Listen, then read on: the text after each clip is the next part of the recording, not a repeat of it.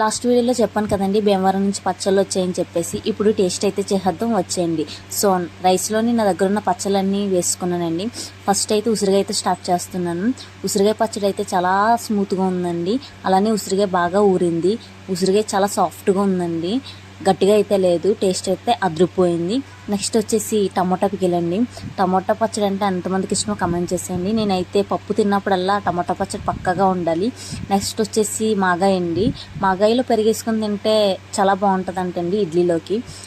మీకు ఏమన్నా తెలిస్తే కమెంట్ చేసేయండి. నేనైతే ఒకసారైనా ట్రై చేయాలి, ఎప్పుడు గాయత్రికి చెప్తుండేది. నెక్స్ట్ ఫ్రాన్ పికిల్ అండి. నేనైతే ఫస్ట్ టైం ఇదే తిన్నాం. అబ్బా ఏమన్నా టేస్టా, గోదావరిలో అంటే మరి అలానే ఉంటుందండి. నెక్స్ట్ చికెన్ పికిల్ అండి. చికెన్ పికిల్ కూడా అదిరిపోయింది టేస్ట్ అయితే మాత్రం.